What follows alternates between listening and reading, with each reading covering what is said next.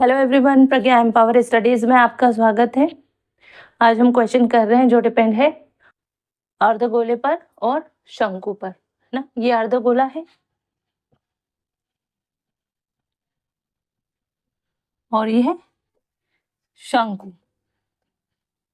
तो स्टार्ट करते हैं। देखिए, एक अर्धगोले तथा एक शंकु का आधार बराबर है।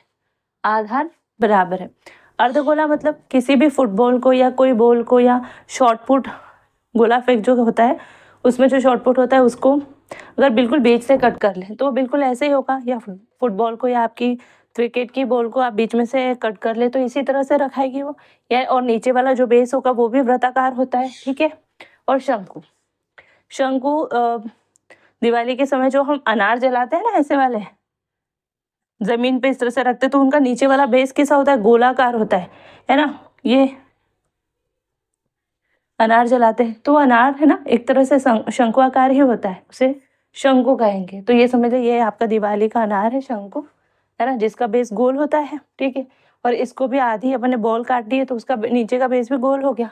और ये वाली जो सतह है ये वक्र पृष्ठ होगा, गोलाकार सतह हुई, है ना। तो इसको क्या, गोलीय सतह को क्या कहें? वक्र पृष्ठ। और आपने अनार को भी देखा होगा क्योंकि वो अनार गोला होता है इस तरह से, है ना। तो ये वाली सतह जो ये त्रिकोण वाली बनी है, दूर से हम देखेंगे तो ऐसा दिखेगा, लेकिन रेती कैसी, वो गोलाकार होती है तो ये क्या होगा, है ना, अंदर की तरफ झुकी होती है तो ये क्या होगा? वक्र पृष्ठ। तो ये वाली सतह और ये वाली सतह कैसी होगी? वक्र पृष्ठ। और नीचे वाले तल कैसे होते हैं? ये प्लेन। लेकिन होंगे कैसे? नीचे वृत्ताकार गोला होगा, है ना, वृत्त बना होगा, ठीक है। तो यही हम शंकु का आधार कैसा है? बराबर है। तो दोनों का आधार कैसा होगा? गोलाकार वृत्ताकार होगा। और बराबर है मतलब कि क्या होगा कि उन दोनों की त्रिज्याएं बराबर होगी। भाई डायमीटर बराबर होगा, उसका व्यास बराबर होगा, उनकी त्रिज्याएं बराबर होगी तो वो दोनों कैसे होंगे? आधार बराबर होंगे। तो क्या होगा? ये वाली त्रिज्या यहाँ से यहाँ तक और इसकी भी सेंटर से लेकर यहाँ से यहाँ तक त्रिज्या रहेगी। तो ये दोनों कैसे है? बराबर है। तो माना कि ये क्या है? आर। ये भी आर, ये भी आर, है ना।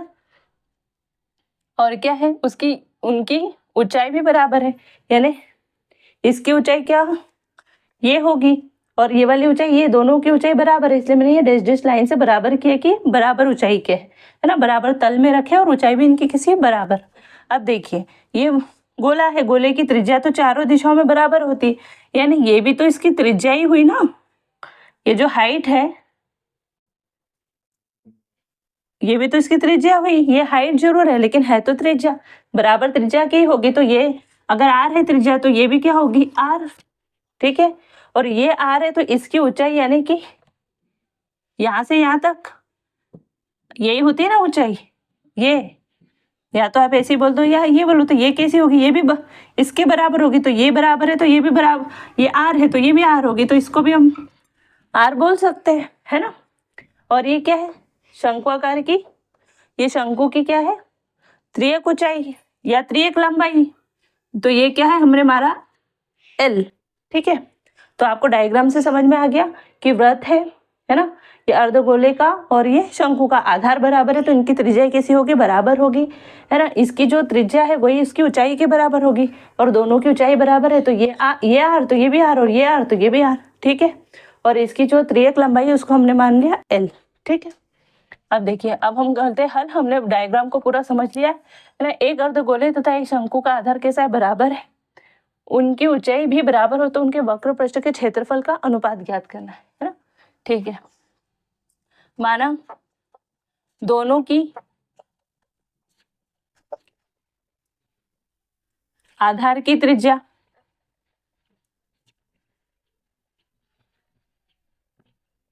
आधार की त्रिज्या क्या है? आर, हमने ये मान ली, ठीक है।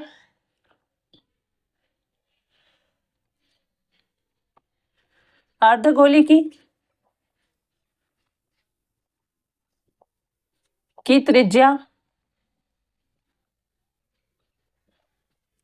अर्धगोले की ऊंचाई के बराबर होगी, यानी अर्धगोले की ऊंचाई अर्धगोले की त्रिज्या के बराबर होगी, बराबर अर्ध गोले की ऊंचाई त्रिज्या के बराबर होगी तो क्या होगी? आर, ठीक है ना। इसलिए क्योंकि दोनों की ऊंचाई भी बराबर है तो शंकु की ऊंचाई क्या होगी? शंकु की ऊंचाई क्या होगी? शंकु की ऊंचाई भी क्या होगी? आर। ये आर तो ये भी आर, ठीक है ना। अब देखिए हमको क्या करना है, वक्र पृष्ठ के क्षेत्रफल का अनुपात। तो वक्र पृष्ठ का क्षेत्रफल हमको पता होना चाहिए, किसका? अर्धगोले का भी और शंकु का भी। तो अर्धगोले का वक्र पृष्ठ का क्षेत्रफल होता है 2πr², है ना। इसका वक्र पृष्ठ का क्षेत्रफल क्या होगा?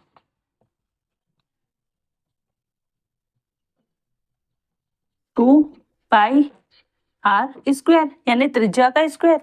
तो ये त्रिज्या r थी तो r का स्क्वायर। और इसके लिए वक्र पृष्ठ का क्षेत्रफल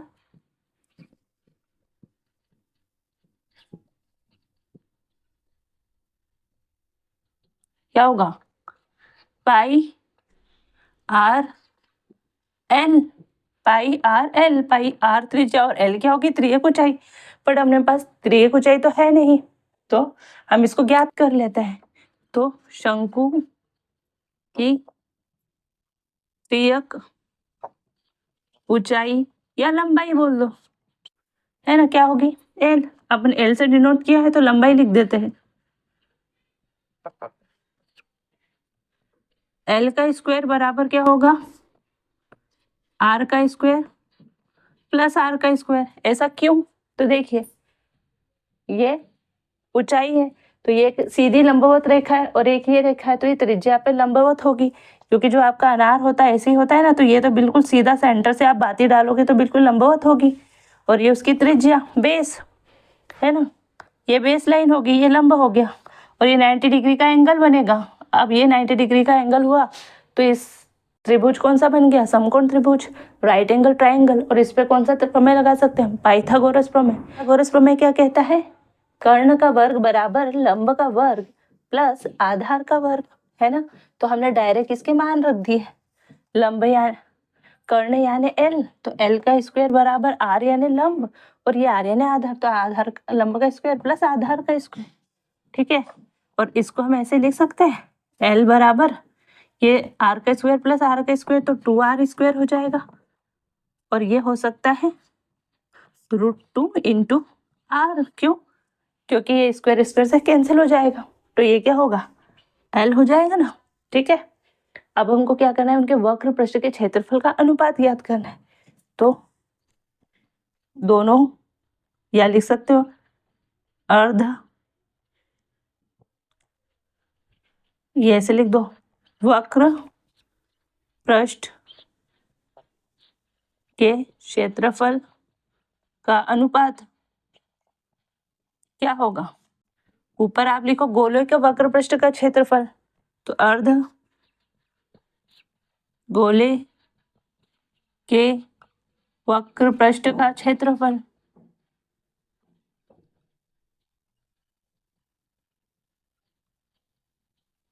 बटे क्या होगा? शंकु के वक्र पृष्ठ का क्षेत्रफल, ठीक है। इसको इरेज करके यहीं कर देती हूँ। तो अर्धगोले के वक्र पृष्ठ का क्षेत्रफल क्या होता है? 2πr² बटे शंकु के वक्र पृष्ठ का क्षेत्रफल क्या होगा? πr_l। l और l क्या है? √2r। तो ये हो गया ना √2r, ठीक है। या अपन इसको r का स्क्वायर लिख दो, तो इसको देखिए इसको ये 2r हो गए और ये 2r हो गए, तो ये r से r कैंसिल, है ना। ये पाई से ये पाई कैंसिल, ठीक है। तो ये क्या बचा यहाँ पर? 2/√2। तो देखिए 2 को ये √2 है, ये 2 है, इसको आप √2 इंटू √2 ऐसे लिख सकते हो कि नहीं? क्योंकि √2 इंटू √2 मल्टीप्लाई हो तो 2 होगा और ये क्या होगा? √2। तो इससे ये कैंसिल हुआ तो क्या होगा आंसर? √2। और इसके बटे में कुछ नहीं है तो क्या होगा? 1। तो वक्र पृष्ठ के क्षेत्रफल यानी गोले और लिख दीजिए गोले, अर्धगोले तथा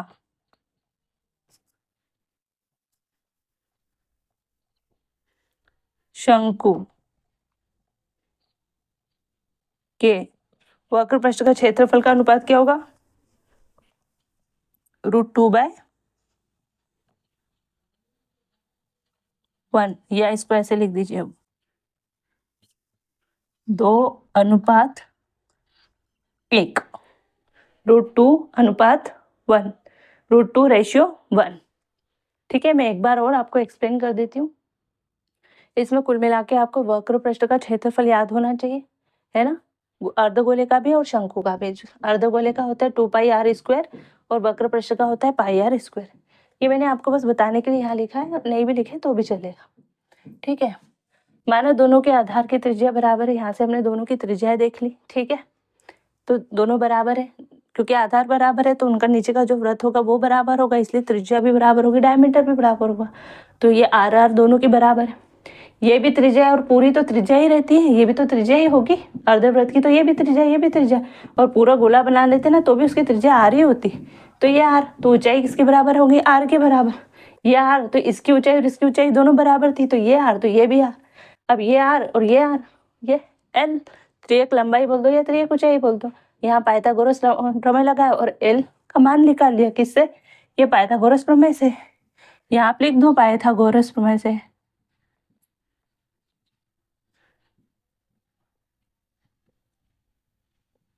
है ना? ये पाइथागोरस प्रमेय से एल का स्क्वायर बराबर आर का स्क्वायर प्लस आर का स्क्वायर। तो ये क्या होगा? एल बराबर, ये रूट यहाँ चल जाए 2r², और ये आर अंडर रूट से बाहर निकल जाएगा, तो आर √2r, एल का मान निकल जाएगा, है ना? और बस वक्र पृष्ठ अर्धगोले का वक्र पृष्ठ का क्षेत्रफल अपन शंकु का। क्यों? क्योंकि पहले अर्धगोला लिखा है फिर शंकु लिखा है, तो अपन क्या करेंगे? अर्धगोले के बटे में लिखेंगे शंकु का, और लिखा तो ये 2πr² और ये 2πr एल का मान हमने ये निकाला √2r, तो वो लिख दिया। बस इसको सॉल्व किया तो हमारा आ गया √2:1, है ना? क्योंकि बाकी सारी चीजें तो गिवन थी। तो आई होप कि आपको अच्छे से समझ में आया होगा। अगर आपको अच्छा लगे तो प्लीज़ वीडियो को शेयर कीजिए, सब्सक्राइब कीजिए। अगर आप चैनल पर नए हो तो सब्सक्राइब करें, अच्छा लगे तो शेयर कीजिए। और अगर आपका कोई भी डाउट हो तो आप कमेंट बॉक्स में लिख सकते हैं। मिलते हैं नेक्स्ट वीडियो में, तब तक के लिए जय हिंद, जय भारत। Thank you.